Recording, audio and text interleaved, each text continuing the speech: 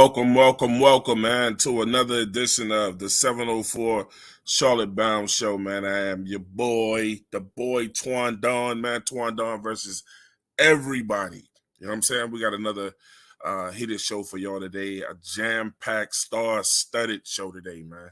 Y'all see the screen. You know what I'm saying? I'm going to run these guys down real quick. We're going to get right into it. We ain't going to waste no time. I'm going to start off with the guys that are normally on here in the crew, man, my fellows, my boys, my brothers from another money. You know, we got the boy Keeb up in the building today, man. Yo. Yep. Got that boy PD Quick in the building right here, ready to come here and do damage. What's going on?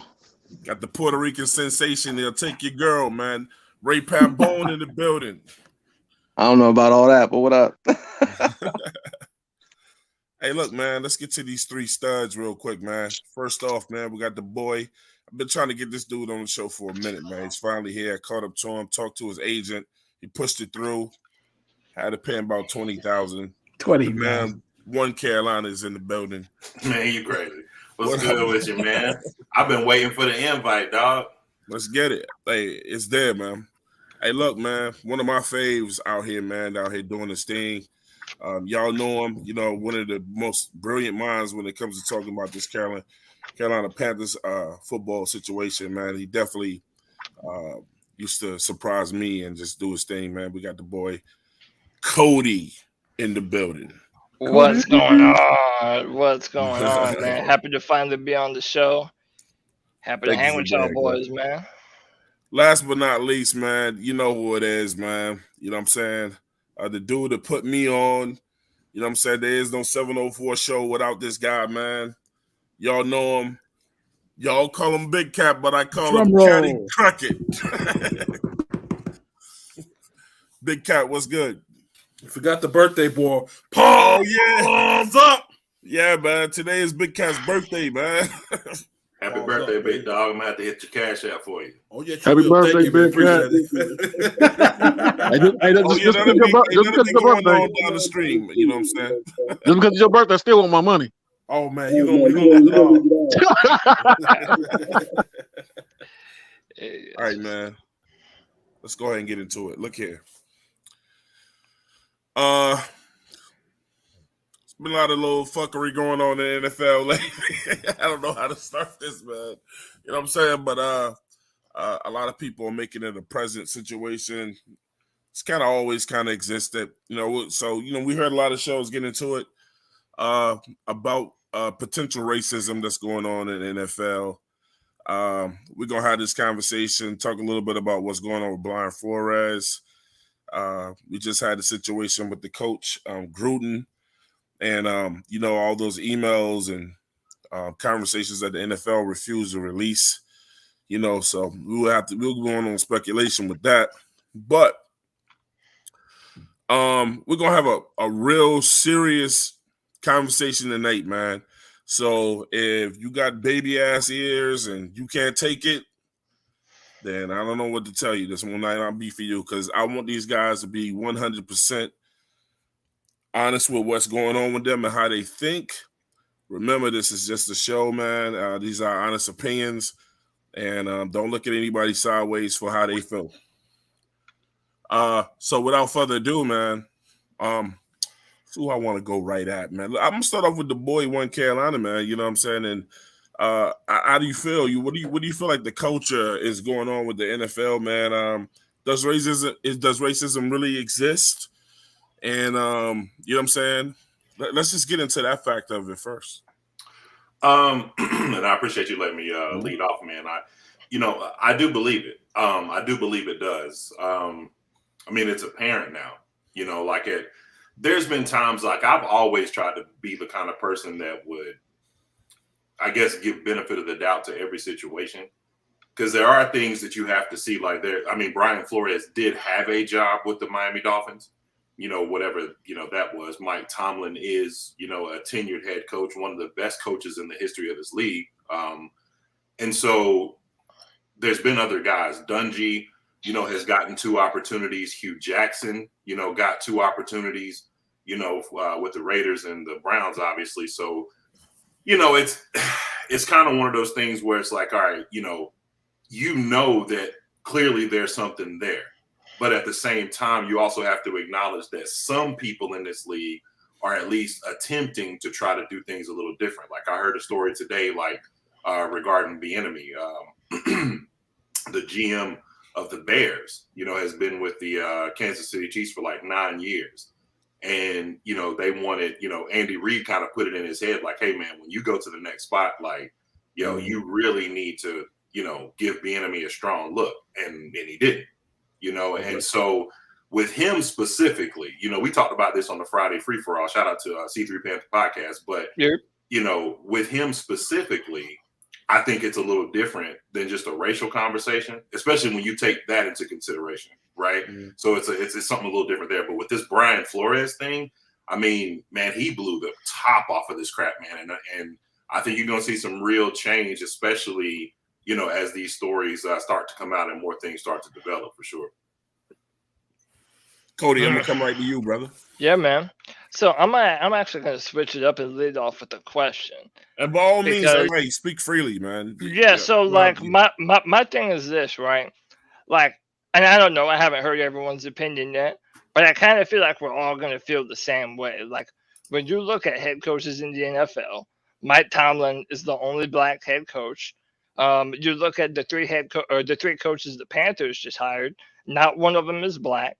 I mean, all you really have to do is look around to see what's really going on, and it's really apparent. And to deny that there are levels of racism that run throughout the NFL power system, I mean, you're really kind of being delusional. If I'm being frank with you, my question is this, because I think that no matter what you might think about it, this is a very uphill battle for Brian Flores, because at the end of the day, it's going to take some real concrete evidence to prove that the main reason why these coaches are not being hired is specifically because of the color of their skin.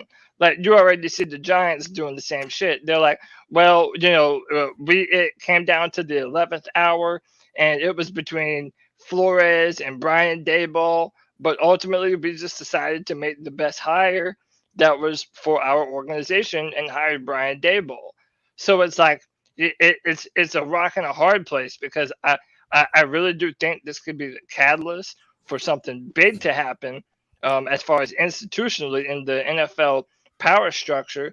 But at the same time, like it really just does seem like an uphill battle to actually proving that that's what prevented him from getting. So who believed that? If that makes sense. Who believed that 11th hour shit? No, see, here's my point. Yeah, I don't. Even ask that question. Here's my point, because I read where it basically said that he didn't even get a chance to interview for the job. So how can you sit here and say that, both qualified, candidates, yada, yada, yada. Well, you didn't even give the one guy a shot. So how are you going to there's a bunch of shit. There's a bunch of details, I feel like is how I should say this, that irritates me about this situation. One of the details is that Bill Belichick exposed it. Yeah. That's one of the details that he was congratulating. I think a lot of people keep leaving that out. That Belichick was set that shit when he interviewed for the Giants, and then he wound up congratulating the wrong person who he already had for the job, which was not Flores. And that's what Flores knew. He knew what he was doing. What was going on. Right. But you see, Belichick is known for exposing shit. Belichick was just blowing shit. Yeah, he messy than a motherfucker. Belichick messy than the motherfucker. You think he did it on purpose? Belichick knew what he was doing. Yeah, I think he did it on purpose. Oh, shit, I didn't know. Hey, man, people like think he still got a grudge for the Flakegate. That's a division. That's his division. Listen, Belichick knew what the hell he was doing. Yeah, and I tell you another reason that you can take Belichick's text as concrete. And the reason that it's going to be something that can be used, that it won't be permissible, right, is because, I mean, you got to remember his relationship with the Mara family runs deep. I mean, Bill Belichick won 2 Super Bowls with the Giants under Parcells. So, like, he would know inside information. So when he was texting Daboll, or thought he was texting Daboll, and congratulating him, that was information that was likely coming from the inside directly to him, just because of his relationships that he still has there. And so that, I mean, if there's any smoking gun in this situation, like that's it as far as his proof of, hey, he was just brought in as a, customary Rooney Rule. We got to at least give, at least one or two black coaches, I think it's two minimum or whatever, or coaches of color, regardless of the race. You have to bring them in to at least give them an opportunity for an interview. But like, him knowing that 3 days before he went in for that interview, is just insane. And because I saw a lot of people asking this question, like, if he had gotten a job, which not for nothing, there's still an opportunity for him to get a job. I kind of think that this I don't know about that. Well, not now. Well, not now, Ray. But I'm saying, like, before this, report came out, before he filed his lawsuit, I believe that if Bill had not sent him that text message, I don't think that we're here right now. I think that was the thing that caused this whole thing, because the Saints, that's what set it off. To be honest, it was a did I say that out loud moment? Did I say that out loud? Oh, my fault. And then hide. Throw a rock and hide his hand. To me, that's what it came off to me. Hey, Big Cat. Let me get him in here. Yes, sir. Yes, sir. So let me ask you a question directly. This is for everyone also, though. Look, so I want to start it here. Why is it okay? I'm gonna use Big Cat for example, because Big Cat has a son. So I'm asking any of you guys who have children as fathers now, how does it make you feel like when you raise your sons, or your daughters, they take an interest in a sport? Let's say Big Cat spends over $50,000 getting his son trained, countless hours in the backyard, whatever, getting them with good coaches, at every level, all the way to high school, just training your son up, kind of like the Venus Williams, like with their dad too, until they got on a different level. What is it about pro sports that says that black men can and other men of color? Because one thing I don't want people to get caught up with this situation when I say is there racism, it's not just a black man thing, it's any man of color. I don't want people to just get hung on black men, because if you know what you're doing, you know what you're doing. But how does it make y'all feel to know that when you get your son trained up and great, and got him, he's just raw with his talent, that what we go through in this country says that, okay, but if he wants to go to a major university and he has intentions of going on to the NFL, that's where the buck stops with you. Now he has to be surrounded by white men to train him, to coach him, to make him better. When you put in more hours than they'll ever put in, how does that make y'all feel? Well, it's a lot of politics, man, in football, man. I start to see it for myself, like when you get to high school, man. High school is when you start to see, like what you're saying, a lot of white coaches with egos that think they know what's better for you. I use myself as an example, you know what I mean? I had a guy tell me, my coach tell me, he said I wasn't fast enough, said I wasn't strong enough to make it to the next level. And that's was his assessment and shit. But, it was inaccurate because I did make it to the next level and shit. But it pisses you off, man, that you have to go through it, man. I mean, it's real fucked up that somebody with no experience, somebody with, little to no experience actually playing the game thinks they know what's best for you. And it's sad, man. And like I said earlier on my show, shout out to One Carolina for that cash up. Thank you there, man. But one thing that pisses me off is that I know one day, yes, sir, I know one day I got to have a conversation with my son and let you know that, son, no matter how hard you work, no matter how qualified you are, at some point, somebody with lesser credentials will be selected over you. I mean, how do you have that conversation? I mean, it's hard, man. But you have to have that conversation, unfortunately, until things change, man. And I don't necessarily see them changing. Unless these superstar players that you go out there, you buy their jersey. You go out there, buy their jersey. Where Lamar Jackson at? Where Cam Newton at? Where the fuck are these black people that if they really got a problem with black coaches not being in the NFL, Why ain't they speaking up? Where the Cam? Where the Devontae Adams? Where's the Deshaun Watsons? Where are all the big black superstars that are making the money in the NFL? Mm-hmm. Why aren't they speaking up for these guys? Because they don't give a shit. That's why I wanted to ask that question earlier. Do y'all think that this is actually going to change anything now that Brian Flores is actually doing this? Like, is it actually going to lead to more black coaches in the NFL? It possibly can, and if you really pay attention to it, the shit really starts a while in NCAA. Think about it. They wasn't no player trying to go to NCAA because. Are you really sure that Flores is gonna really change something with this? I think it's gonna change. I mean, they didn't blow a spot. Yeah, they blew a spot. So I'm gonna say because of this, because I know the Flores situation, but with that Rooney Rule, they went from what, about 5 or 6 black coaches to 1. I mean, so you think Brian Flores, a guy who hasn't been a major winner in the NFL, like he's gonna be the difference? See, I'm gonna let you finish, but I'm gonna tell you how I think this is gonna work out for Flores and not other people. It's gonna change, but it's not gonna change the way you guys think it. Yeah. They're gonna bring a bunch of black guys in, and they're gonna water them down, and then they're all gonna fail. I mean, it's not gonna, That's what I'm saying. It's all gonna be a reaction, bro. Right? Exactly. It's some watered down shit. You're gonna get whoever Joe Blow black guy with a little bit of a little bit of experience. He's gonna get in there. He's gonna get overwhelmed, and then the white guy's gonna say, "You know what? I told you they couldn't handle it. They told you couldn't handle it." But one thing nobody has said, and I brought this point up on my show. Why the fuck is Eric Bieniemy sitting back so quiet? Eric Bieniemy has been to 4 AFC Championship games, and he's been to 2 of the last 3 Super Bowls. If anybody has a reason to speak out about being discontent, it should be him.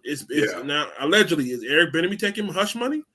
Why is Eric I'm gonna Bieniemy be honest not with you. If you're gonna throw Bieniemy in there, then why is Tomlin not saying anything either? Oh, Tomlin's a head coach already. He ain't got to say shit. Right. So he's, but I think that leads to his point though. Like Tomlin, he has a winning record and he ain't got nothing to lose. He might should speak up more. Oh, Tomlin got something to lose. Tomlin eating at the table. He does. He at the table. Why Tomlin gonna risk his table? But I mean, his players love him though.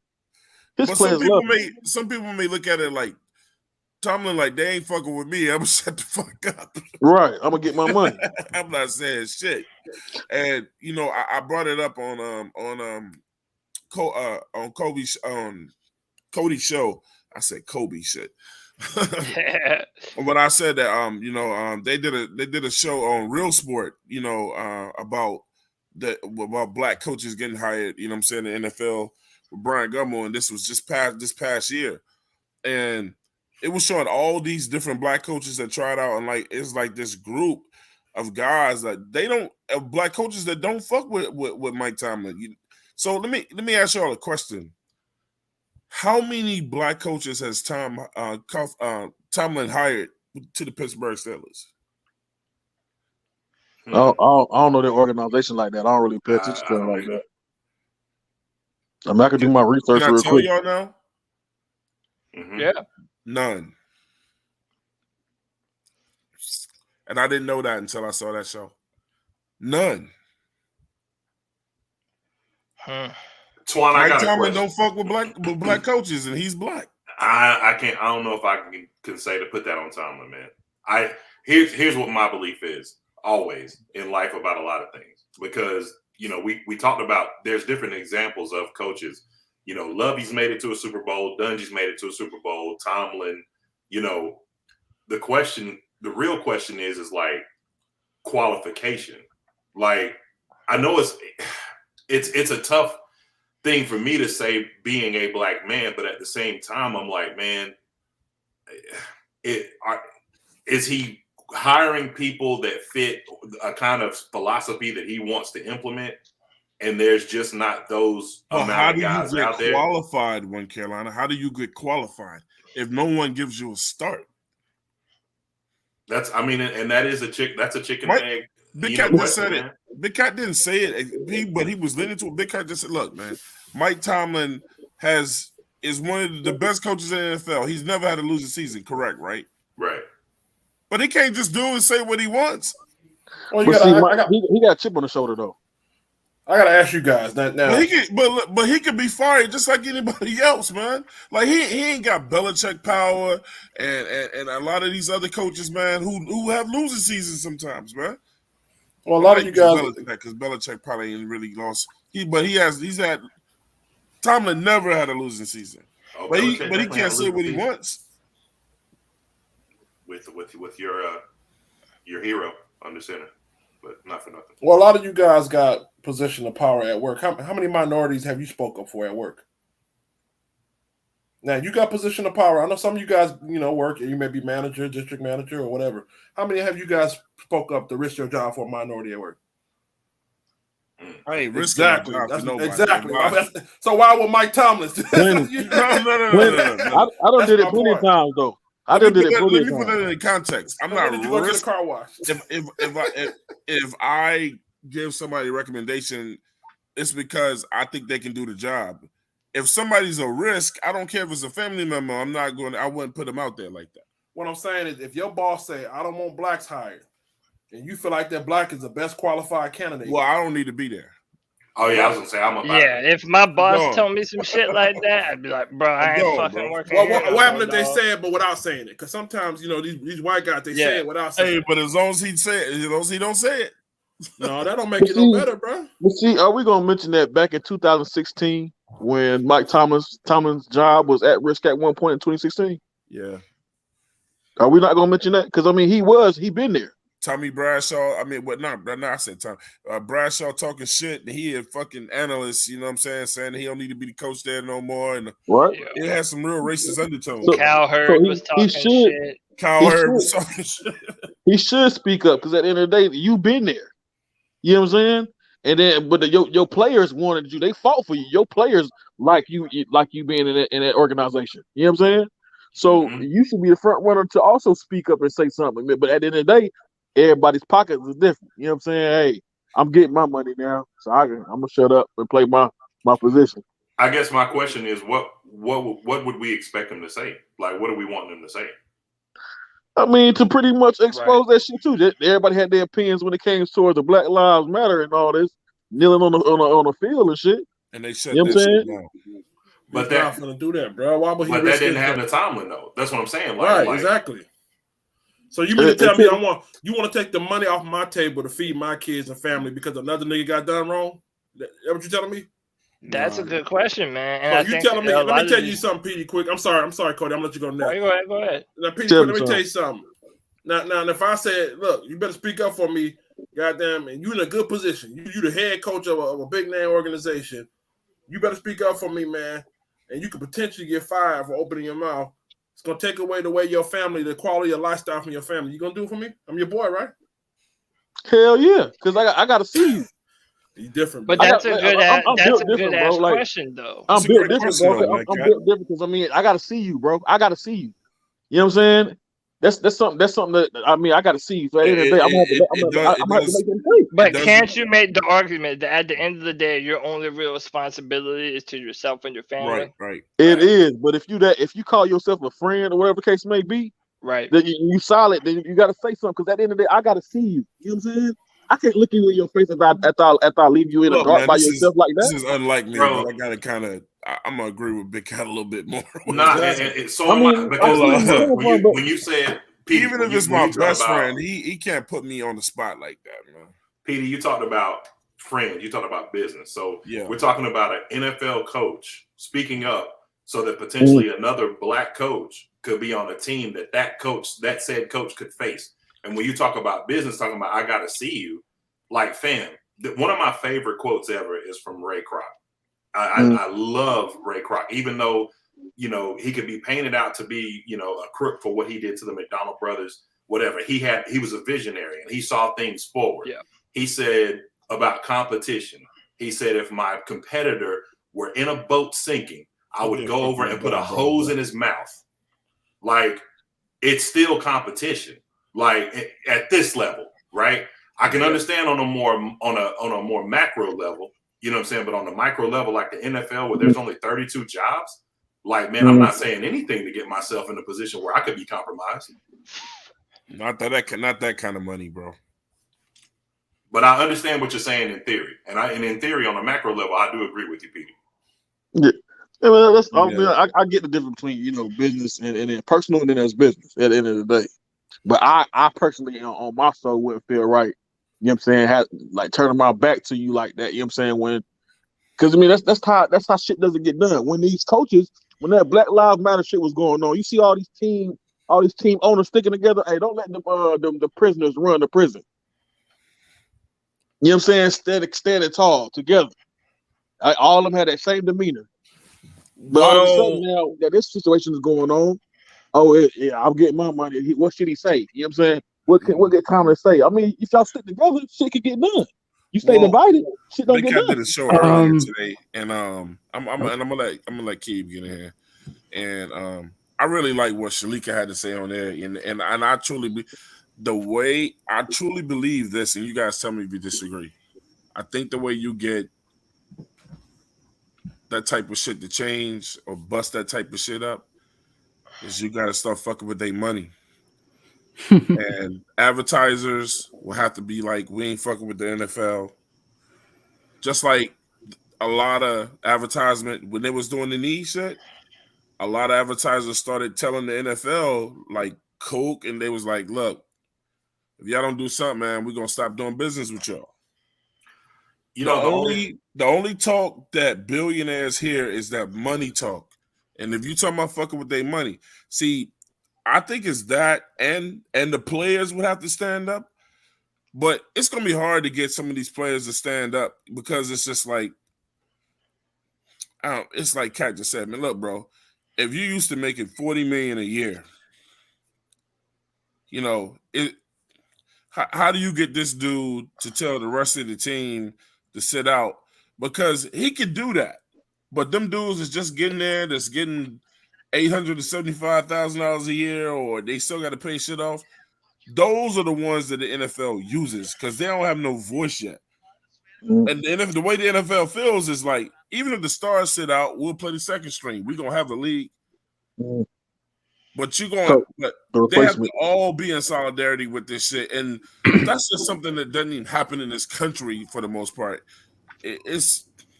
But this is what I believe in. I believe right is right, wrong is wrong. Hey, keep period. Point one. Yeah. I'm gonna, my opinion.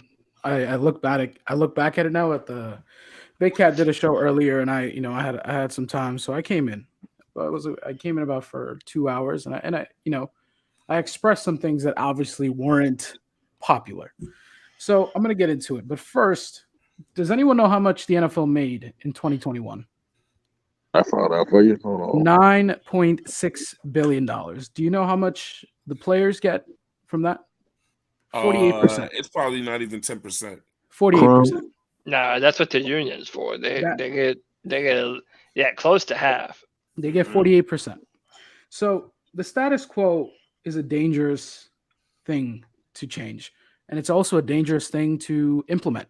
When you have a $1 billion organization that's making close to $10 billion a year, in 2019 it made roughly $15 billion a year. It's a difficult thing to change. When you have owners who are looking to make money off of anything and everything, whether it be ad revenue, jersey sales, tickets, merchandise. I mean, for example, Big Cat. When Big Cat does his shows and he turns on the camera, I mean, and it gets me jealous because he has one of the best Panther man caves I've ever seen. Big Cat has spent money on merchandise. You don't get the NFL to change. And I agree with Swan. You don't get the NFL to change without hurting your pockets. Hey, man, I'm selling all this shit, by the way. Come get exactly. it. You're selling all that shit. If you have the money, right, pocket up. But what I'm trying to say is this. You don't hurt $9.6 billion. You don't do that. With the minority group, just minorities in general, most of the NFL fans are Caucasian. And if you're going to change anything, you need to get the majority. Now, how do you get the majority without offending them because let's be honest, the United States is a very fickle country. We live in times that are tumultuous, that are not pleasant, and it's What the fuck is extremely fickle? racist. What happened? What the fuck is fickle? You can say what it is. Fickle is Racist. racist, Yeah. disgusting. It's Divisive. divisive. Yeah. We live in very hard times, and you don't realize that when you live in your own state. But that's not I even live in- just America. That's also social media. Exactly. They're doing it to everything. That's even a bigger element of people getting together and sharing their ideas. I live in New York City when diversity is the name of the game. Greatest But city for on the for on the many planet. people who live in the South, for many people where football is extremely popular, you don't have that. Now, when you come up with a topic, in my opinion, when you come up with a topic such as this, such as race, with the country already so divided, it's hard to change, and it's going to be extremely hard to change. What Big Cat brought up, which I said on the show, is that if you do something, so if you take a violent approach to this, and by violent I mean if you just stop, if the minorities just stop, and which is going to be extremely hard to do because I, for one, cannot stop watching the NFL. When Big Cat said, "Which one of you guys are going to boycott?" I said, honestly, I'm probably not going to do it because there are fans like me who are diehard fans. There's an echo. Quick, I think that's you. I'm gonna ask Big Cat a question that somebody asked on his show, man. Oh, wait. Let me finish. I'm talking about when you're done. Okay. You have to if you really want change, and this is what I've seen, this is what I've studied in college because I am a criminal justice minor and a education major. When you want to change something, it has to be inclusive. It has to be the majority. And the way the way many people are going about this, it's not going to happen. It's sad to say, and it's disheartening to say, but just stopping doing this, there needs to be a better plan. And on Big Cat Show, I did say minorities, all minorities, not just black folk, not just Asians, but everybody needs to get together, and there needs to be a message. When I brought up Colin Kaepernick, I said in the beginning his message was extremely clear, but towards the end of it, when money got involved, it became, disingenuous. People didn't really believe in it. You have to get a message out there that is clear and precise. And that's the difficult part, and which I just don't see happening. I agree that it has to be a clear and precise message. I don't agree with how you say you go along with it. I'm gonna show you this. Right. Hey, Cody. Yeah. Do you want to see 11 white guys wind up against another 11 white guys? What are we talking about? Pause. What are we talking about? 11 guys Pause. against 11 white guys doing what? Like fighting? No. Do you want to see an all-white football league? Oh, fuck nah. But that's why I don't even watch hockey. Nobody wants to see Like, that shit. You know what Nah, I'm saying? and enough black dudes, bro. Yeah, Yeah, there you no. go. Nobody wants to see that shit. That's why Right. the power is in the players' hands. But They're are you just going to not take gonna away come 48% of revenue from the players? Are you going to say Well, give that up? Well, you gotta understand like this too, Keith, though. A lot of people on a lot of these jobs, when they boycott and they strike, that's how they have to get things done, even when they're not in the majority. Because the fact of the matter is, if I'm not working for your company, you have no fucking company. But the fact that you pay these guys so much money, it's gonna be hard to get the players to come together. So, I think initially it's gonna have to be endorsements. Twan, you got Well, but You also, got if a I point could, there, if I Twan. could jump in there, like, what would be the objective? Like, okay, if all these famous black players, like I were talking about, came in and said, "All right, we're gonna show solidarity, and we ain't playing another snap of professional football until there are more black coaches." Like, is it just for there to be like what 2 or 3 more black coaches? Like, does that fix it during the next hire? Because another thing that Brian Flores is talking about is that, a lot of these black NFL head coaches, they're one and done. So even if they do get an opportunity after 1 year, they're axed. Meanwhile, you got somebody like fucking Matt Rule still stinking up the Right. place, and it's like Exactly. he's He got still opportunity. And he Yeah, didn't so get like- fired. And Why isn't Kobe, he fired? He and didn't Kobe- get Yeah, fired. and that's what I'm talking about. Like there has to be like a clear and concise vision of what people are asking for. So, and Cody, yeah. let's look at this. There are 1,700 NFL players, and out of 1,700 NFL players, 57.5% of them are African American. Now you're asking a very tall task. Wait, what was that number again? It's about 56.5%. Oh no, man, that number is much higher than that. Yeah, 75. It's about 75. You wildin'. That's what the study says. 2020. Yeah, that study's wrong as fuck. Well, either way, that's an extremely large. All you gotta do is players, go from right? team to team and go from front to top to bottom. 1,700 players. You're asking 1,700 players, and a majority of them African American. This is what I'm talking about. The incentive for these players to boycott it's not there. It's not there. When you have money, when you have an extended revenue, and this is what Big Cat was saying. Would you do it and sacrifice that money? We're talking about coaches doing it, which is an even lesser amount. But players, but Key, I this gotta is say the something thing though. Hey, let me say something real quick, pretty quick. I gotta say something. And I knew I was gonna have to say this. I was gonna bitch up and be like, "Nah, I'm not gonna say it, man." But you know what I'm saying? I'm when I say this, you know, because I'm just been myself, and this is not a shot at Keeb. It's not a shot at anybody, right?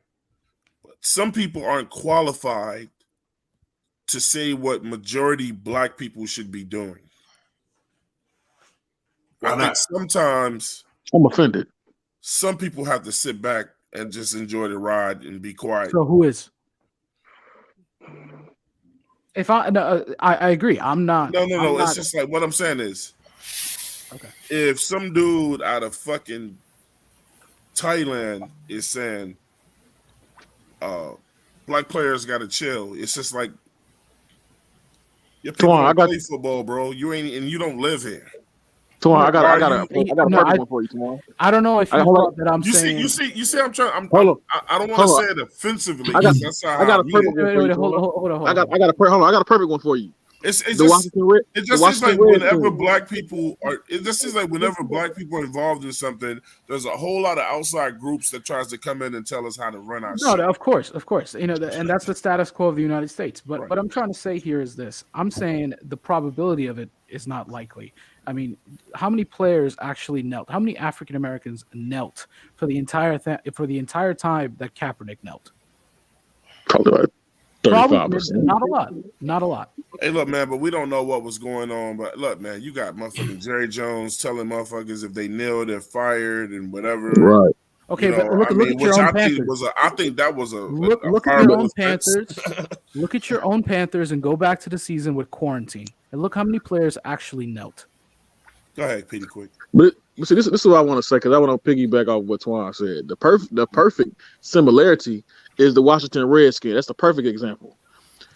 So who are you to speak? Who are you to speak for Indians to say you had to change the name? Man, get it right. Native Americans.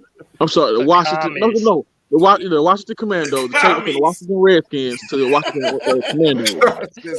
Washington, no less. The Red Commies. How do you? Who represents the Indians to say that? Yeah, we can't. That's offensive. You know what I'm saying? Well, Tuan, let me ask you a question. But Petey making a point, and I'm gonna let Cat go. Everybody was trying to make fucking decisions for Native Americans, bro. Right, and that's what I'm saying. That's the same. Nobody bothered to ask them how they felt, but when they did say, half of them said we don't like that shit, and another half said it didn't bother them. And so I've only ever had one conversation with the actual Native American person about this subject, and they said one of the dopest shit I've ever heard in my life. That Redskins, they understand how the name can be offensive, but he said that he really likes the logo because it was a Native American man, like on front. Yeah, I don't think they should get rid of the logo. Yeah, they should just change the name. Yeah, and it's like that was powerful to them because you don't see a lot of Native American representation. So like having that logo, like that was almost something for them. But yet a lot of people were just like Native Americans said it's racist and shit. Yeah, so, but you know when the lefties get involved, you know what happens. Yeah, man. Yeah. But see, they say, yeah. What if you had a team called the Black Skins and we had like a black face on them? Hey Like, man, hey, look, we But just it's love to not have even a the nigga same too. thing, Hey, bro. It right, ain't it's the same shit. that shit It ain't ain't the nowhere same near. shit. Big Cat. Yeah. Yeah. So what when I said it, yo, PD, your reverb is. My- So when I said it on your show, you understood what I meant, right? About what? When I said that if these players, they're not. I mean, it's exactly it mirrors what you said about why you wouldn't, or why wouldn't a person be inclined to step up for another individual of the same color, right? Mm-hmm. What incentivizes these players to do so? That's what I'm saying. I'm not saying they shouldn't do it, and I'm not saying that they should do it, but I'm saying if there isn't a group behind them, what I said on the show earlier. Well, listen, Keeb, you're The group is absolutely gonna be right. endorsements. But you want me to tell you the easiest way to stop black people, and this is coming from a black man. You said Divide stop them. black people. Yeah, divide them. You said what? Divide them. Facts. Give half money. Give the other half. Don't give them the other half money. It's already happening. Let one side be disgruntled. Let the other side be high out the hawk. That's the already easiest automatic way. though, Cat, because everybody don't get paid the same thing. That's the easiest way to stop black people, and that's why Twan asked, like, who's qualified to speak on black men and when they go into trouble. You know what? We won't even speak for ourselves because we can't organize. Remember I said that earlier? Yep. Right. That's what I said. You know, we can't organize. Yeah. So how the fuck we gonna have a face of black movement when everybody in the blacks, i.e., certain other individuals, they don't even give a shit about black people. Exactly. So, and they're black. You said certain individuals. And and that's what I was trying to say, Keep. It's like this, Keep. If me and you were two spokespersons for the NFL, right? Right. And I'm speaking to the group of people that is mostly represented by the NFL, telling them, hey guys, we got to stick together, boom, boom, boom, boom. And then this Indian guy comes behind me who loves football just as much as I do, and he goes, man, I don't see it happening, guys. You know, boom, boom, boom. And then now you got about 30% of my people. Like, I kind of feel what Keeb's saying. Big Cat just told you. You divide them, they can't conquer shit. But I would like to say this. Sometimes you just have to be willing to help. I don't know how much of it is how much, and this is ain't nobody ever trying to fuck up cricket and no shit like that. No, I don't watch cricket. I don't watch cricket, but I will say, yes, you do. No, I don't. And I mean this in the most respectful way. When you talk about black people in the NFL, I can't name 10 people who are Asian in the NFL, and I think this goes beyond. Exactly. And I think this besides that kicker from Atlanta, I don't think this is more, and this is what I said, this is the perfect way to do it. You're instead of just saying and fighting directly, you have minorities left and right that want representation in the NFL that don't have it. That would be the perfect way to do it. Get and conglomerate with the minorities. You know, and I know plenty of Asian fans in the NFL. NFL fans that are Asian, especially in the Bay Area, who would love, like Robert Saleh. Let's just talk about Muslim, right? Robert Saleh is probably the only Muslim, at least vocally, publicly Muslim individual in the NFL. I mean, as a Muslim, you know, as well, you know, for those that don't know, you know, me and Keith practice the same religion. Right. Hey, Keith, I'm gonna be honest with you, bro. I didn't think he was gonna get that job. I didn't think so. That was, but he did. So we can't say what. Right there is hope. It's small, but there is. Because I was just like, oh, he's gonna have to hear it every week, and if he loses a game, bro. Right. But see, if they did stick together, it just kind of like the NBA when they fought for them guaranteed contracts. They all had to stick together, but it all matters. Money. That's why because it's money. So they could do the same thing in the NFL. That's why they keep. Well, we don't get the same guaranteed contracts like the NBA. But when you start paying somebody a lot more money to not do certain things, they're gonna do it. I love all of y'all, man. But let's be honest, man. If somebody came to me and was just like, Twan, look, we're gonna pay you $100 million. We're gonna pay the rest of these guys $1 million, and all we want you to do is just not say anything. I gotta talk to my family about that shit. I ain't no talk to no family. I'm selling your black ass out. Capitalist motherfucker. I'm not gonna sell y'all out, but I gotta, but it's probably gonna go. Big that Cat your is selling way. y'all because I like nice shit. I like money and nice shit. Big Cat likes people to swim. The only thing that I will say as far as like Go ahead, making change as far as like having people like for instance, if the ideas that are floating around right now, and you say, okay, players and executives and people in higher up positions of whatever they are in the NFL, no matter from a guy that's on a practice squad from all the way up to a GM, a black GM. If everyone was to make a collective voice to say like, hey, more representation is needed. The reason why that's such a slippery slope is because here's one thing we know about head coaching jobs in NFL. If you don't have a quarterback, it does not matter. And if you get a guy and you put him in a place where they don't have a successful quarterback or even a thought of anyone that you could put in that position, guess what happens? He becomes Steve Wilkes. He's fired after his first year. Yep. You see what I'm saying? So then the gun turns into, well, man, you didn't even give the guy a chance. Well, Cleveland didn't give Chud a chance after what he did with Cam Newton. There's so many different, examples of this. And then you also have to look at this. Some of these guys, I mean, like Hugh Jackson, we talked about him earlier. Hugh Jackson won 1 game in 2 years, and was still there after 3 years. If that was Matt Rule in his position here, we would go beyond just Twitter hate. We'd be throwing tomatoes at his house. You know what I'm saying? So, like, I think it's a case-by-case basis. And the guys, I talked about guys like D'Amico Ryan. Obviously, there's guys like Eric Bieniemy. There are going to be guys that come up. There have been times. There was a time where 2 black coaches played in the Super Bowl against each other. You know what I'm saying? So it's just cyclical. Right now, it doesn't look like that because you got to ask yourself a real question. Guys like Brian Flores, take his trajectory, for instance, right? And ask yourself how many guys are actually doing this. Brian Flores was a linebacker for Boston College. When he finished school, he went directly into coaching. Mm-hmm. He didn't even try to make it in the NFL. He went straight into coaching. Exactly. How many guys do you know doing that? Everybody don't want to play. Everybody don't want to coach. Yeah.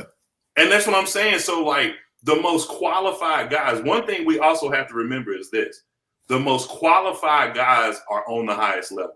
It is not, you can't just grab coaches from, you know how long the NFL has been trying to lure David Shaw from Stanford? There's a reason. Yeah. Because he's one of the most, James Franklin. These are 2 of the most qualified guys. They want those guys in the NFL. Me and one Carolina joined at the head. Hey, look, I said if I could have an ultimate coach, I said it'd be that head coach at Stanford. Yeah. Boy, I caused so much fucking hell, bro. I'm telling you, this dude is a brilliant mind, bro. Let me ask you a question. How long? People were saying they didn't want anybody from college. I'm like, bullshit. How long did McAdoo sit without a job? Who? McAdoo. McAdoo. A year. No, it was longer than that, wasn't it? Well, he wasn't. It was like 2 as years. A coaching job because he had a job with Dallas. He just wasn't coaching. Right. As a head coach. I mean, let me rephrase. Well, he's a coordinator now, so I mean, he's not a head coach at this point. But I mean, if I kind of see where you're going, but you also have to, when you say that, what about Raheem Morris? What about Leslie Frazier? Those are guys that are coordinators now too. So you see what I'm saying? Yeah, they always found something else in play, whether it be a head coaching job or offensive coordinator. Hey, before we run out of time too, man. Hey, Big Cat, I want you to, if you could, touch on that subject again about, you said you were trying to coach, right? What happened with that?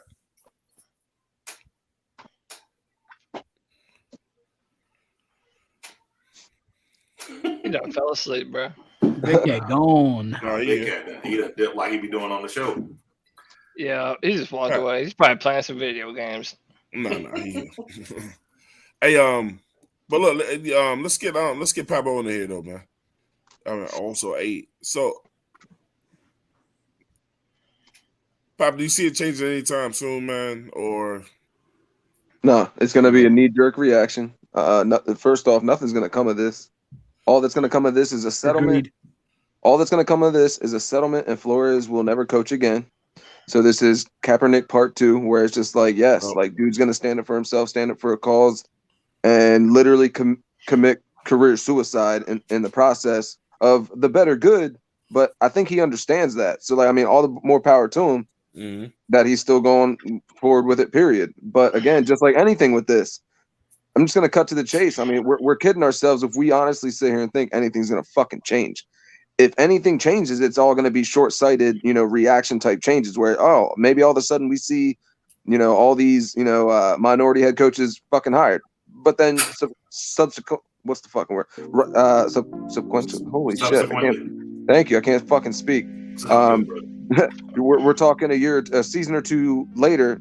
These same coaches are going to get fired and deemed, not I don't know, not able to handle or run a team. You know what I'm saying? Like, it's just, I don't know. It's going to be the same old fucking song and game, I think, is the fucking expression. Like, I've seen the story. I know how it plays out. Like, he's gonna fight like hell. If anything, he's gonna expose some shit. But then when it's all said and done, it's like I said, it's gonna be a fucking settlement, and this dude will never coach again. He'll be coaching in the XFL. Watch. Can I say something else that I feel the NFL needs a lot of? Yeah. So, okay, it goes without saying. NFL coaches, NFL front office, we need to have more African American men in those positions. But you know what else we need, man? We also just need younger people. Because look, I'm a white dude. I guarantee you, if you had a bunch of other 30-something-year-old white dudes, you're not seeing this kind of systematic, good old boy type of bullshit no more. Like, I would have zero problem in a heartbeat signing Eric Bieniemy. I wanted Eric Bieniemy to be our head coach before we hired Matt Rule. Like, I saw what system he came from. That's the guy that I wanted. And my decision was purely a football decision.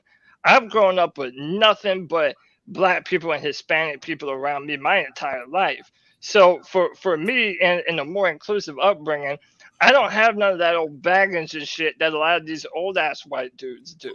So it's like we need of course more color from all over the spectrum. We definitely need more African American coaches and people in front office, but we also just need a younger generation of people that isn't beholden to this good old boy type of bullshit, because you're not going to see the same kind of problems if you have younger people in positions of power.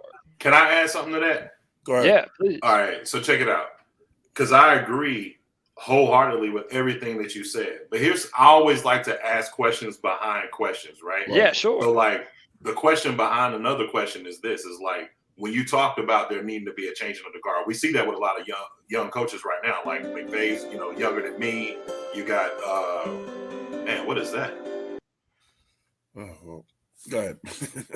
Freaking sounds of the season. But you got McVay's super young. You got LaFleur super young. Guys like that. The question I would ask is this: outside of guys like DeMeco Ryan that I've mentioned already, the enemy that we've talked about, who's actually more of a senior guy, if you will, Gerard Mayo, who's on the rise, Byron Leftwich, who it seems like is flirting with the whole situation with Jacksonville, or they're flirting with him. I think a lot of that just because they won't get rid of Trent Baalke. But the point I'm making is this, though: it's like Mike Kafka. If you have a pot, like how many of these guys actually exist? When you talk about the young guys, like how many are doing what B-Flow did, going from linebacker in college to straight to the coaching ranks? Like, I mean, I know there's a lot of guys in college or whatever, but like, I'm gonna ask you a tough question, Carolina. Now I got a question behind yours. All those great names you just named, right? So how do you feel with all that talent you just mentioned, and the NFL says we're not going to hire any of them? Well, because has Jacksonville made a final decision yet? Groups is that they don't. It's just like they don't mind being the bad guy. Because I mean, look, it's not a whole lot of great-hearted billionaires out here to begin with. You know what I'm saying? Or else we wouldn't be in poverty in this country sometimes. You know what I'm saying? I disagree with that, but go ahead. Okay. But why is it that even when the topic is out there and it seems to be an issue, it seems like sometimes when these things come up, like these guys are like, oh, y'all don't like it? Oh, so we're gonna really make it bad. You know what I'm saying? So now you don't have 5 black quarterbacks anymore. You got 1. But You know but I mean, what I guess the question is like one. Well, I guess my response, I should say, it's kind of hard to answer that truthfully right now because there's still openings that have not been filled. Right. So we still got Jacksonville. That's like why. I said, That's why I was asking, like, what if it doesn't happen? Well, I mean, if it doesn't happen, then obviously, yeah, you do have, especially to me, the one that's probably, I would say, like Brian Flores to New Orleans, which I'm gonna be honest with you, I'm kind of glad if we have dodged that bullet, that we did dodge that bullet. But Brian, because I feel like B-Flow would entice someone like Rodgers, Watson, Wilson, somebody to follow him down there. Or either he would, try to step up ahead of us and grab well, not ahead of us, but, grab like a Pickett or, Corral or somebody like that and bust our ass twice a year. But like, as far as, so not for nothing, I hope Brian don't get the job in New Orleans. I mean, I ain't trying to be no hater, but at the same time, like, it's like, to me, I think it's a foregone conclusion that eventually Jacksonville's going to hire Byron Leftwich, right? Because that whole thing's getting ready to blow up. I think the Bieniemy thing is a little more. With Bieniemy, it's just so tough for me when it comes to a race, conversation because Bieniemy's been trying to get a job even when Brian Flores got hired for a job, right? Mm-hmm. So like it's something more with him than it is a race thing, in my opinion. Like I said, the GM of the Bears right now it was the perfect layup, for him to get the job there, and he passed on him. He didn't even interview him, right? And so. I don't know, man. If it turns out that these guys I still think they're looking at Bieniemy's his life, like shit he did 20 years ago, 30, And see, I don't. Let me tell you what I think they're looking at. They're looking at Bieniemy I can't think of any other reason. They're looking at him like he's Adam Gase because Adam Gase set up under Peyton Manning and it made him look amazing, right? And then when he actually got the chance to do it on his own, he looked horrible. Yeah, he had one winning season, but for the most part, he looked terrible. But you got to give it a chance.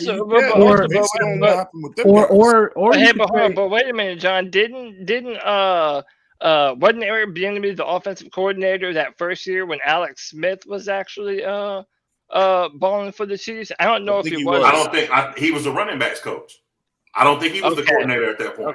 Okay. He literally went from running back. He didn't even go the assistant route. He went from running back coach straight to offensive coordinator. So what does that say to me if I'm a GM? What it says to me is like, you didn't give this guy a chance to be an assistant where he can actually control the entire offense for like at least some small part of time before you just put him right at offensive coordinator. Right. Because what it could look like is that Andy Reid said, I don't really need a guy that's an offensive coordinator's coordinator. I don't need a McAdoo. I don't need a Leftwich or anybody like that. I need somebody that understands what I do, right? Because Andy Reid is one of the best offensive minds in the history of football. And even though he did come out and give him a vote of confidence, it still doesn't mean that he doesn't acquiesce to what he wants him to do. And so I'm not saying that that's the reason, but I just think with Eric Bieniemy, it's just a little bit different than with other coaching candidates. What is there to say that Andy Reid stays for that much longer in the NFL? That's another point. And then Eric Bieniemy's right there in a position to get hired as a head coach. I think Bieniemy's waiting on Reid to retire, man. Personally, yeah. We discussed this in the Non-Lives Panther podcast, where we said that it's very likely that. But he ain't guaranteed the job, so that's. I was gonna say you could have said the same thing about Josh McDaniels, but clearly he got fucking tired of waiting. I would be extremely surprised if Andy Reid does retire. Eric does not get that job, but Andy Reid is old as shit, so it's coming soon, bro. Yeah. Maybe the next and he's not in the greatest of health, Exactly. So maybe and I don't see with Kansas City's cap space and everything that's and the Patrick Mahomes contract hitting, there's a lot of changes that needs to happen. Andy Reid might be out. Hey, I ain't trying to change the topic, man, but I do have to say this. Do you want Carolina? B-Flow did something that he will go down in history for, right? Because if there was just a report that came out about 10 minutes before we started this show that says that there is a source or a witness that actually heard Stephen Ross offer him $100,000 to lose games per game. Woo. Right? That's what I want to Let- piggyback off of. I'm glad you said that. But see, Let that's me the tell you type, something. Hold on, let me that's the finish type real of quick. shit it's gonna take. That's what it's gonna fucking that's take. some bullshit right Let me there. tell you something real quick though, because Stephen Ross is also linked to a major betting company out of Las Vegas. We are talking potential criminal And all charges. you offer was We talking $100,000? about having to sell a Yes. team. We're talking about, because that looks like you're intentionally This is tanking. going to shake everything. Oh And man. now, Point and shaving. now man. Hugh Point Jackson, shaving. Hugh He Jackson would have is never coming asked out the saying right the quarterback. same Point thing. shaving. Yeah, Also- Hugh Jackson saying that the Browns asked him to do the same thing. Yeah. Point shaving. Point shaving. That's what it sounds And, like. and like that to Imagine- me, Also, Imagine how it also, would be if that was the Kimberly- reason why he got the job to begin with. Kimberly Demert. I don't know who she is from Twitter. Apparently, she's associated with quite a few people. Apparently, has evidence towards this. I mean, she added Brian Flores, and she said we have records that will help you in your case. DM me. NFL commissioner knew about this and covered it up. They did this with the Browns, paid Browns bonus along with Hugh Jack to Let's see. tank 2016 and 2017. All right, so this is the topic that I wanted to touch back on because some of the fact that they said they brought him on. This is the details that I got was pretty much they hired him on just for him to throw games. Therefore, they can get good draft picks. They want to lose the game the rest of the season, and they said the owner of the Dolphins was even pissed off because he won those games. He won like a couple of games that he wasn't supposed to win because he wanted some draft picks. And then on top of that, they was going to fire him and bring somebody else that they really wanted to Who come they really in. wanted to bring. That's the smoking gun. The text messages, none of that. You're right, Petey. That is the smoking gun right there. If he can prove that, then that is going to enact change, because you're talking about an owner having to sell a team and potentially face criminal charges. Not only him, Jimmy Haslam too, if they find out about it with the Browns. So that's a good point.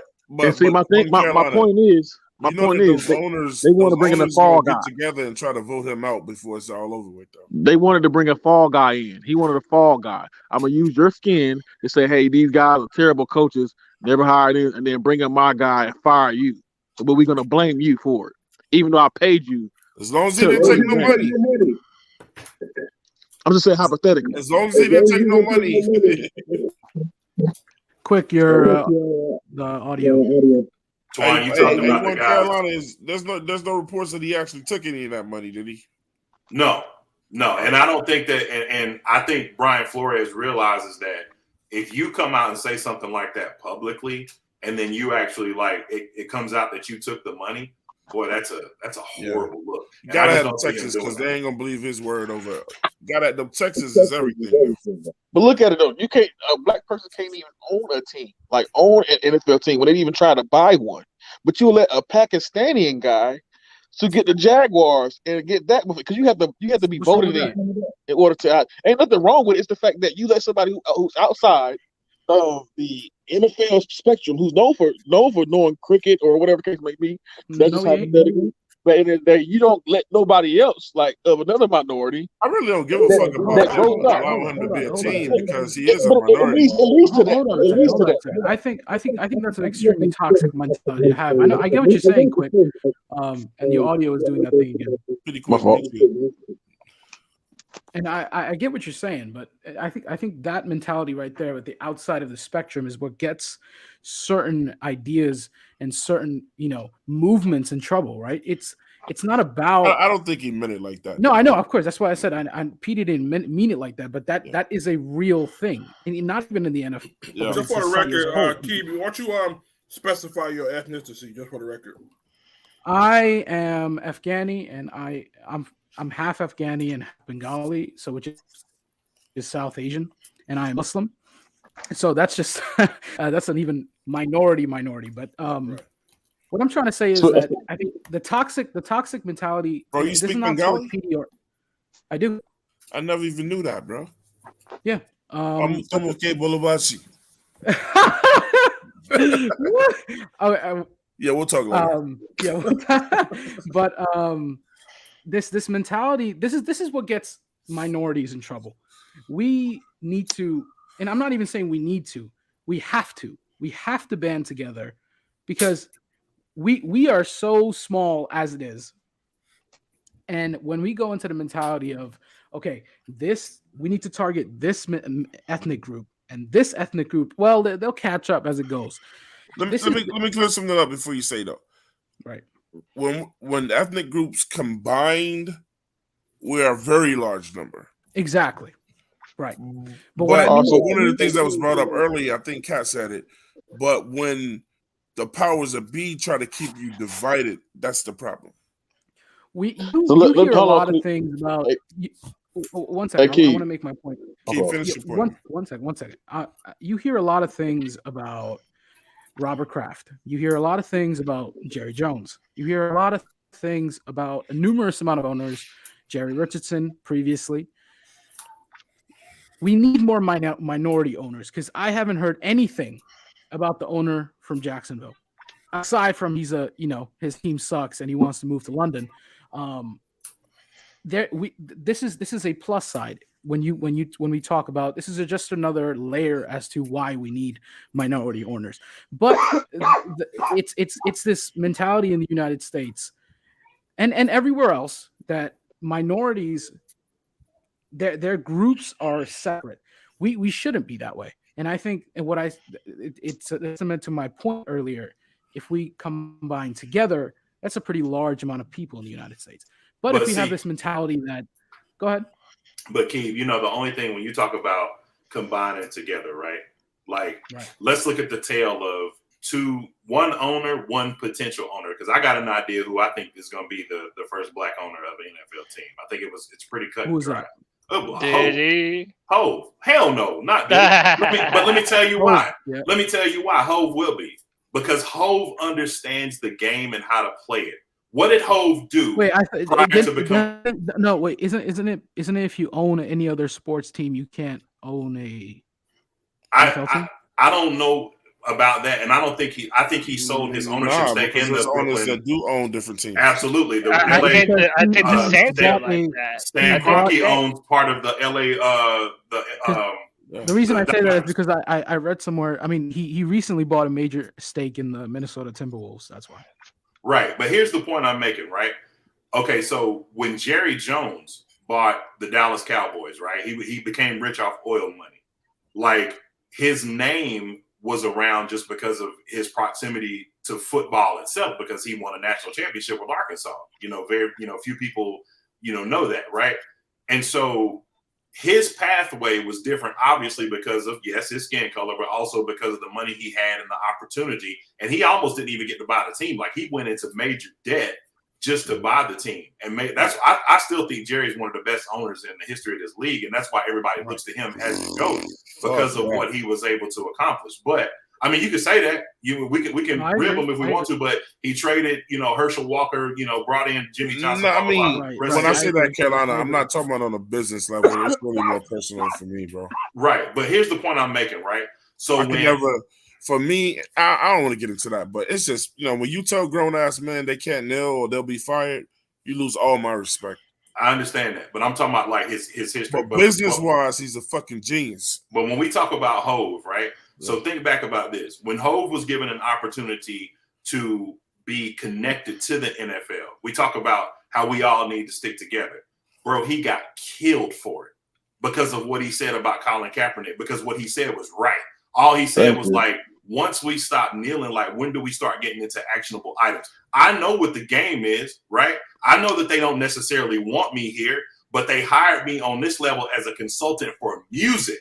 Yeah, and I have no problem doing that, which is why the Super Bowl halftime show looks like it's going to look this year, right? Yeah. But now you got the Broncos coming open, right? And I guarantee you, his name is going to be in the mix for that ownership position. I knew what Hove meant when he said that. You know what I'm saying? But look how we treated him. So when we talk about like linking up and connecting, man, we don't even do it on a micro level. Yeah, so how do we expect to do it on a micro? I found myself having to explain that. I was just like, he wasn't telling anybody to get up off their knees. He was just trying to make a point. Like, okay, he was furthering what's next. just like for me, like my thing is, I think it was more like this. Like for me, I'm like this. It's cool we do all these marches and shit. You know what I'm saying? But when are we gonna start doing something about it? You know, it just like I talk to the black community. You have to start spending money in the black community and things like that or whatever. And I don't want to go into that too much because that's another subject for another day. I'm trying to keep it sports. You know what I'm saying? But it's the same. It's the same overtone with.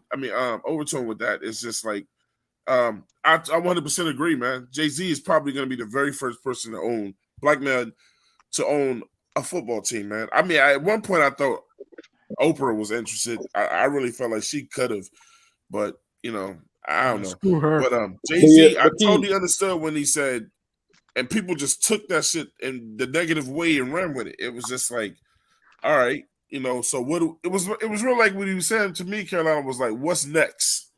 Yeah. Because we can't stay down here forever. This is what I want to say, Key. Because really, that was taken out of context. But No, I understood what you're saying. I was just making a point. But like pretty much what I'm saying is somebody who's not really this is from me. This is my perspective, my opinion. You possibly didn't know about football. It just was just happy to have your team so you can make you some money. Or somebody who actually understands the game, Wait, and wants to be involved into the NFL. You know, want to get a team versus somebody who just came out of nowhere. Just I want to own a team because I'm rich. I got it. Let me get me a team and just make some money. Mm-hmm. You know what I'm saying? 250 says if that's the case with Brian Flores, he's gonna need some extra security. They might put a hit out on him. And normally that would be funny and we would joke, but times we live in could be true, bro. All right, Aries, Claire said you would think ideas like the Rooney Rule shouldn't have had to exist in the NFL. Adults should be able to make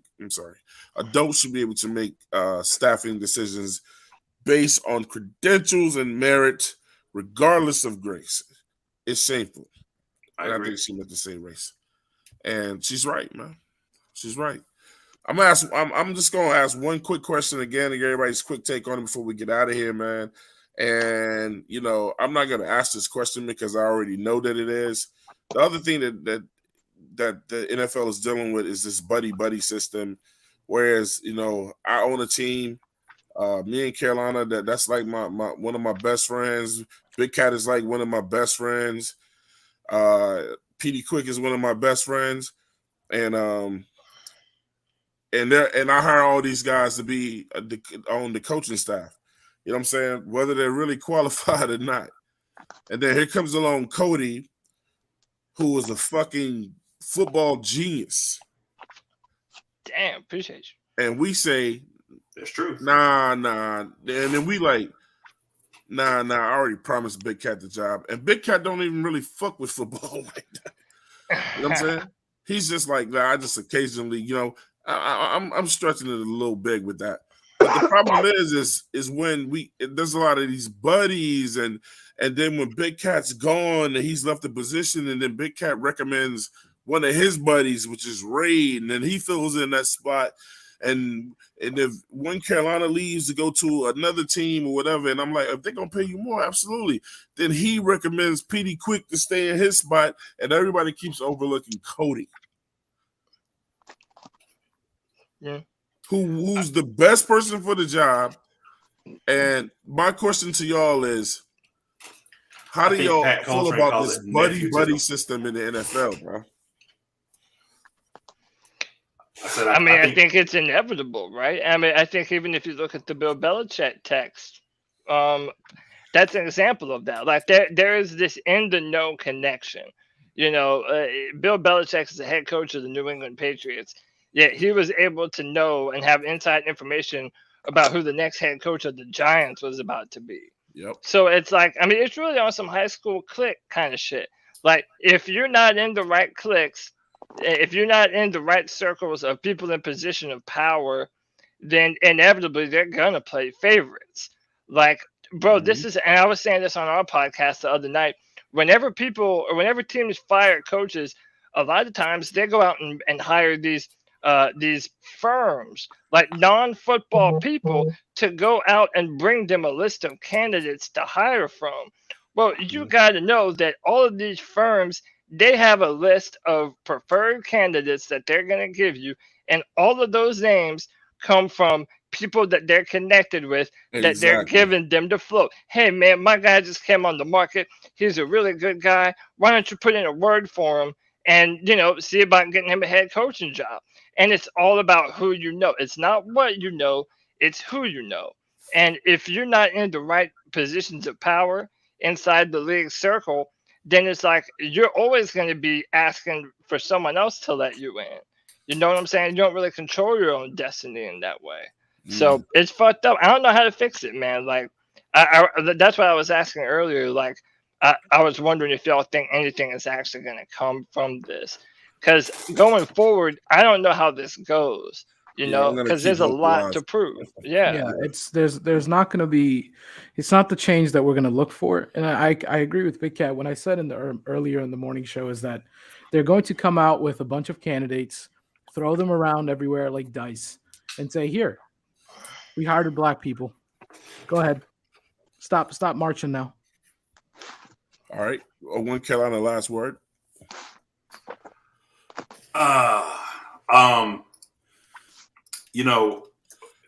To me, it's like the way to really change anything, right, is what your ambitions are and how you work to get, there's a Bible verse. One of my favorite Bible verses is 1 Thessalonians 4:11-12. It says, and make it your ambition to lead a quiet life. You should mind your own business and work with your hands, just as we told you, so that your daily life may win the respect of outsiders and you won't be dependent on anybody. Right. And so to me, if I'm a young guy watching this, right, seeing this Brian Flores situation going on, what I'm doing is like, all right, I'm going to equip myself to become the best version of myself, to learn this game at the highest level, to take the opportunities that are given to me and try to rise through the ranks to be the next Dungy, to be the next B-Flow, to be the next Lovey, to be the next Hugh Jackson. And I think the more of those guys that you see coming, right, the more of those guys that you get into the pipeline, eventually there won't be a choice, because these teams will have representation like an Eric Bieniemy, which I may have my opinions about Bieniemy, but here's the reality. His quarterback has been to 4 straight AFC championships. His quarterback has been to 2 back-to-back Super Bowls. Yeah. His quarterback is a Super Bowl champion. At some point, you can't deny it. You see what I'm saying? It's going to happen eventually. So that's always been my perspective of life, is to lead a quiet life, work with your hands, and grind. That's it. One love with that. Petey, quick last word.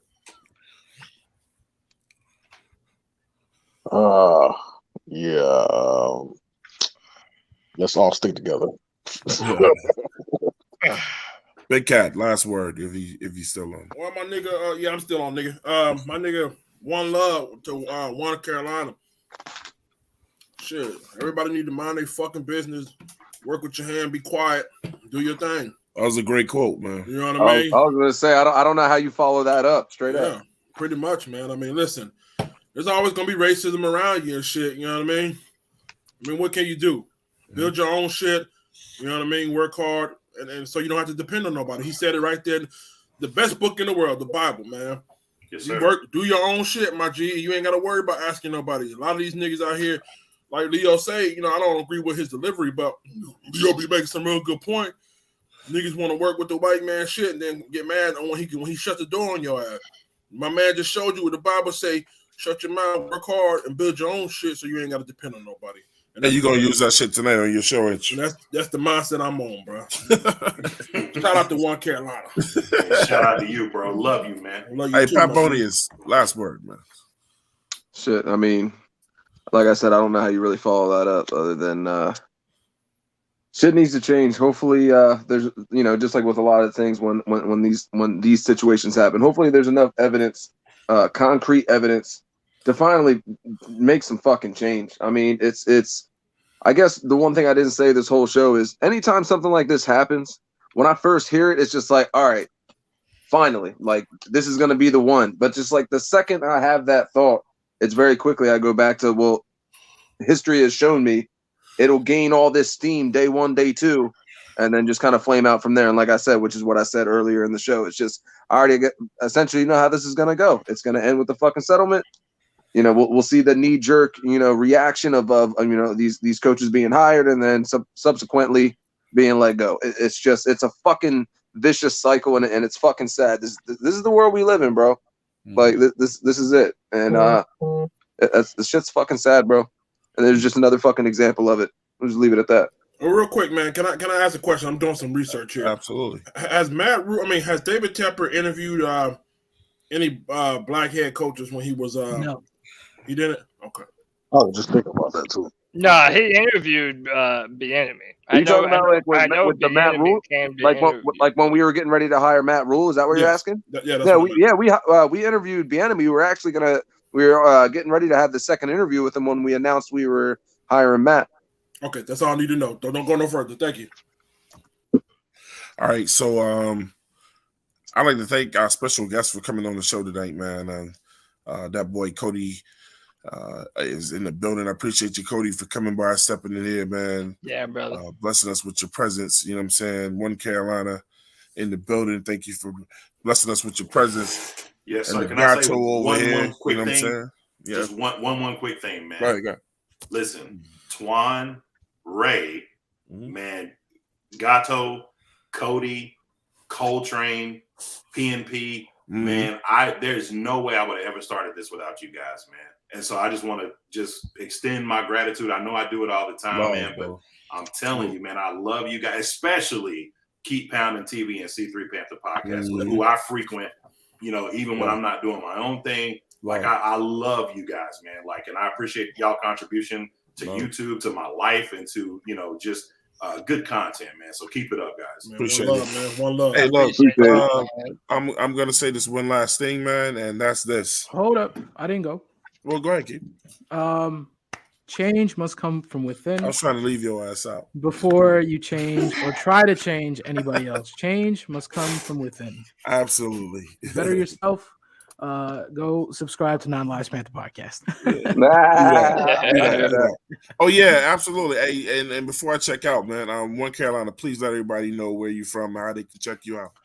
Yes, sir. They can check me out at One Carolina on YouTube across all platforms. The One Carolina Show. Cody, let them know how they can find you out. Yeah, man, you can find me on Twitter at Cody Latt. You see it right there on screen. Holla at me. I respond to people. And then C3 Panthers podcast on YouTube.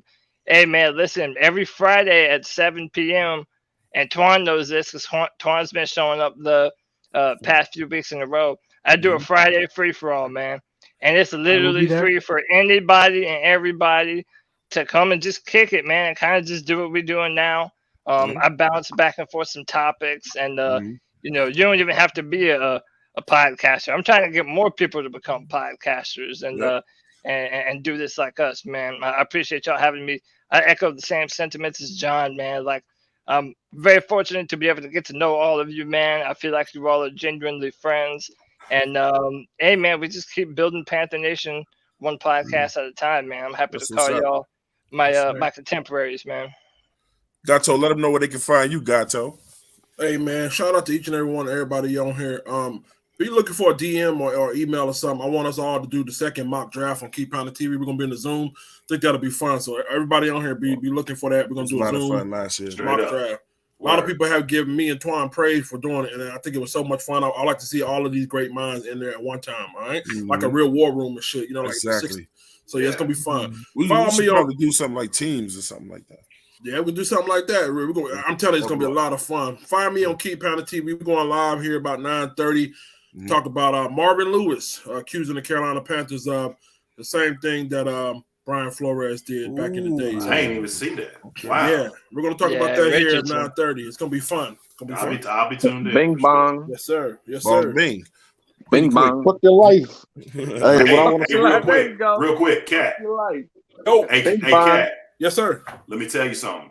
you got a take out there, bro, that you got killed for. And I meant to go in your chat and tell you you a genius. Let me tell you why. Why? Because Kirk Cousins had the same numbers last year that Deshaun had the year before. I'm effing with it, bro. Yes, sir. Yes, sir. Let's go. No. Wait, what are we saying, bro? I'm effing with it, bro. Yes, sir. No. Me too. Me too, bro. No. Hey, Twan, Hey, I got my real last words. It's Petey Quick, by the way. Go ahead. Yeah, go Rams. Yeah. That's what you wanted to say, man.